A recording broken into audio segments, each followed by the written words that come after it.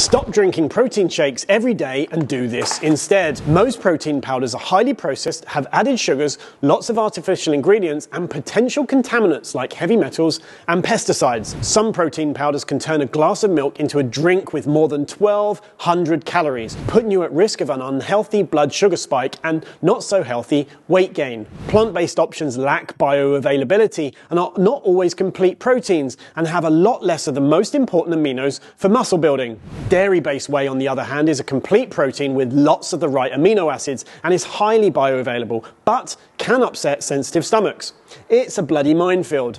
For most people, proper, natural whole foods offer enough healthy, bioavailable, and complete protein, and you shouldn't need to use a processed protein powder. However, bodybuilders chasing ambitious goals may benefit from taking protein powders because you need a lot of steak to hit your quality protein goals. In this case, choose an ultra-clean, third-party tested powder without unnecessary additives. Tolerate dairy? Opt for a whey over a plant-based, and make your choice for your body and check the caption below for the clean protein recommendations. If you're new here, follow me for more biohacks and health tips.